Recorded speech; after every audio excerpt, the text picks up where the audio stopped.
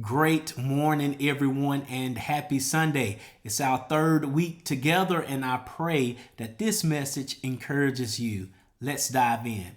In the 12th chapter of Mark, we find that Jesus and his disciples are in the temple, and Jesus is observing the people as they place their offerings into the collection plate. He notices the rich and the affluent giving large sums one after the other. He also perceives some who aren't as rich and well off, but had enough that it wouldn't hurt their pockets. But then he notices something that makes him break his silence. He sees a poor widow woman who puts in the equivalent of 2 pennies. He was moved to share this lady's situation with his disciples because this lady had given her very last.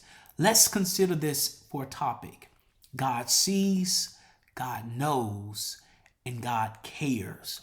We are living in a time where people have conditioned themselves to be silent sufferers, and many have become skilled at suffering in silence. Very few people want others to know what they're dealing with and struggling with. Not many are comfortable sharing the hurt, the pain, and the issues of their heart because they fear being resented, being rejected, repositioned, ridiculed, or reviled. And unfortunately, it's become so bad that many people that we see daily are probably considering suicide as they are tormented and deceived by the lie that no one sees, no one knows, and no one cares. And I don't give the enemy credit, but the truth is he's also skillful at convincing even the strongest of minds that they are unloved, unappreciated, unwanted,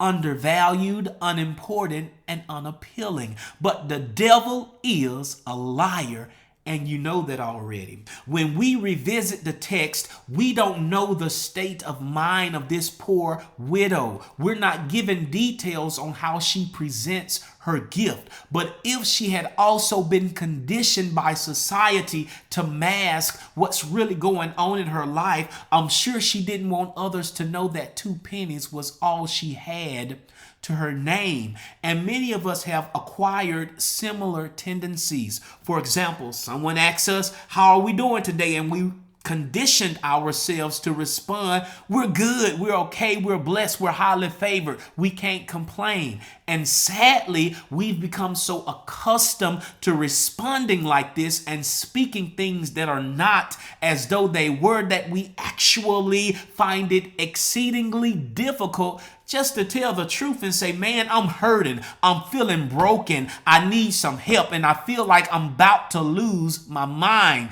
And Jesus was able to see past the presentation of this lady's offering and look at the condition of her heart. The Bible says that he told his disciples that she had given her all. And we don't know what happens after she leaves, but had Jesus told me that she only had 2 pennies to give and she gave it all, I would not have wanted to see her leave with less than what she came with. And I believe others would have been moved with the same compassion as I would have.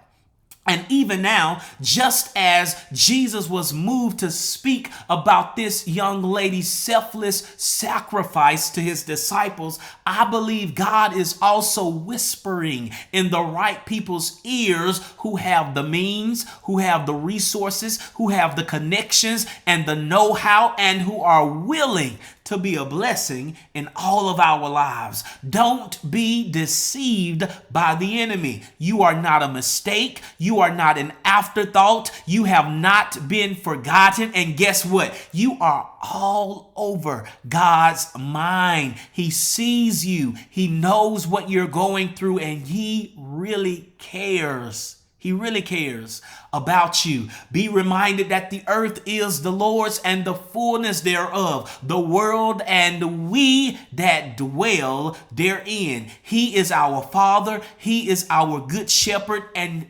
family. He really cares about us, his sheep. So until next time, we love you. We're praying for you, and have a great week.